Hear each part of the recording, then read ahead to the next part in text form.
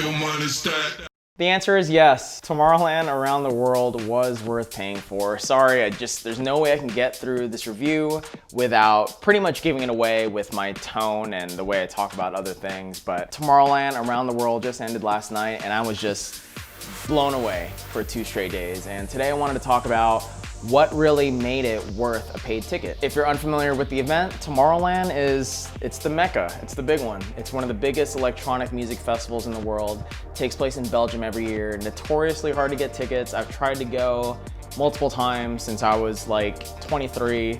Have not gone yet. This weekend they produced their virtual version of Tomorrowland called Around the World. And before I get started on talking about why it was worth paying for, don't forget to subscribe and turn on notifications so you don't miss a video. Now, just a heads up, I'm only gonna be showing stills from the event instead of actual video recordings in order to maintain the value of the event. They aren't planning on reposting these sets online, so if you see any videos in this review, just know that they were taken from Tomorrowland's Instagram or some otherwise public source.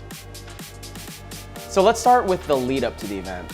Now, to be honest, I was not 100% sure what this even was or what to expect. I'm not sure if that was intentional by Tomorrowland to maintain a sense of surprise or if they just didn't have enough time. I mean, I was really impressed that they put this together in the 2 or 3 months that they had. So I was really just relying on the marketing and the branding of Tomorrowland. I knew that they were one of the most coveted festivals to attend, so I thought, why not just pay to see what they're cooking up. For general admission, it was about $15 for a day or $23 for the weekend. On top of that, there were a few tiers of home party packages, anywhere between $50 and $340 US. And they came with various amounts of relive codes so you can watch reruns of the event since they're not gonna post the sets publicly, confetti cannons, branded cups, branded merch, and all sorts of things to kind of party from home. They also advertised time zone friendly schedules where they would rebroadcast the entire event based on the local time of key markets. So for me here in California, the event started at around 5 p.m. each day. Upon entering the event, you are brought to a bird's eye view of the virtual world. This animated, luscious island where you can see the stages and other areas hundreds of feet below peppered throughout the island. You're free to hover over each area to see what's going on at that time and the schedule for the rest of that day, or you can click into an area where it would zoom in before a pop-up window appears and it shows what is currently streaming at that area. The venue was subject to a day and night cycle, so not everything was always open, and the environment changed as the sun set to usher in the night. Lights turned on, stars came out, and more things became available as the night went on. In total, there were 16 beautifully designed areas, including 8 stages. Some of my personal highlights were the Elixir stage, which was a secret venue within the main stage, inspiration sessions, which included interviews with icons across numerous industries, and my favorite stage, due to its absolutely crazy design, the wall. So let's talk a little bit about the stages, because this is what really blew me away. The stages were beautifully designed, over the top, yet still on brand.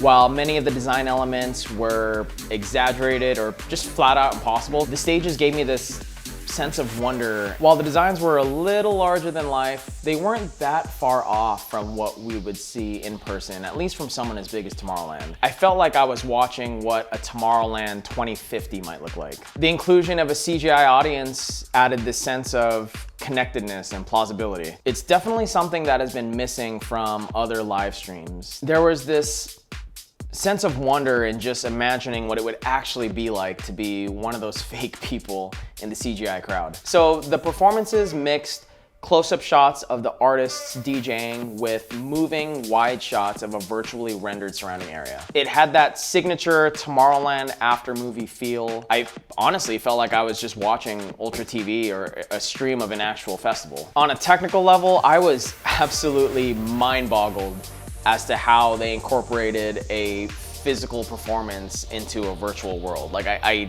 couldn't even conceptualize how they're able to do that. I wasn't really sure where the real production ended and the fake production began. It looked pretty seamless most of the time. In fact, I was joking with my roommates that there were numerous times throughout the performances where if you didn't tell me that it was a virtual set or a virtual world, I wouldn't really tell. It's pretty passable. It looks like you're watching an actual event. The artists brought their A game for these sets, and they were able to incorporate visuals on a level that we just haven't seen since the pandemic began. Because there was a virtual audience, it felt more authentic when the artists engaged by speaking into the mic, and due to whatever it is they were actually seeing, there was a noticeable lift in the energy of the performances.